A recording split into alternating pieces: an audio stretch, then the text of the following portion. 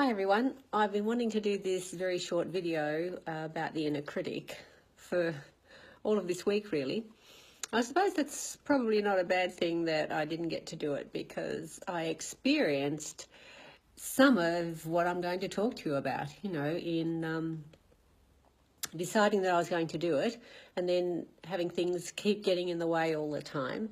I got to that place where some of the old habits kicked in, and some of those old habits include that inner critic, that voice that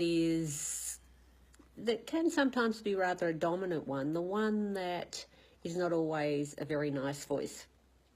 So the little voice was telling me that you're deliberately doing this, you're putting it off because you don't want to do it, you don't like doing videos, so why do you even bother? You're not really that good at doing them anyway, so this is just your way of getting out of doing it. Now, I actually started to believe that for a while, and I thought, why don't I just tell Miriam to do this herself? I don't really want to do videos, and she'll tell you, when we started doing this together, I hated doing videos.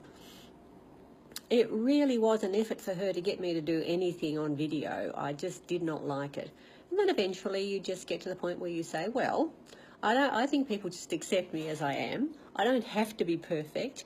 And the whole point of doing the videos is just to give you something to help you along. So in essence, just do the video. So I got to that point. But interestingly, over these last few days, I was feeling a little bit tired. And the dominant voice that came through was not one that was encouraging, not one that would help me achieve my desired objective. In fact, that little voice was one that led me to feeling some shame, some guilt, certainly a lack of confidence again, and I was really pleased to note that I clicked into that fairly quickly and was able to say, hey, hang on a minute. That little voice may have had a place in my life at one time, but it doesn't have a place in my life anymore. And very often, that little voice that we do hear, the dominant voice that tends to speak to us, is one that we internalized from when we were very young. And that voice would come at us from different directions, telling us that perhaps you won't succeed at that, so why even try? You're not really very good at that. Your sister's better at that than you are, so don't even bother. And even little things like that can be enough to throw us confidence-wise. Oh, you've always been the chubby one. You're never going to be any different to what you are now. And those things are things we internalise and we take on as core beliefs. And that's where that dominant little voice comes in. And it's a constraining voice. It's one that holds you back from doing the things that are going to be really good for you and are going to build you up and support the very person that you are created to be, that you're meant to be.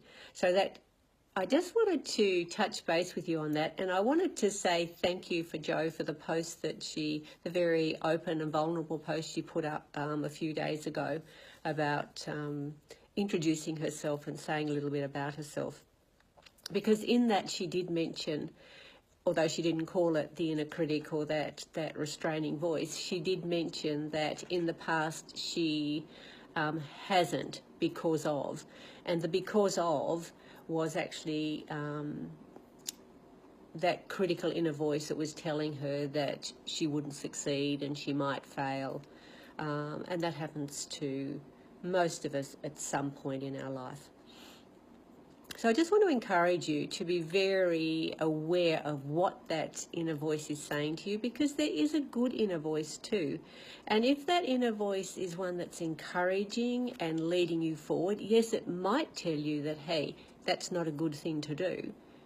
But it will tell you that because it's not a good thing to do.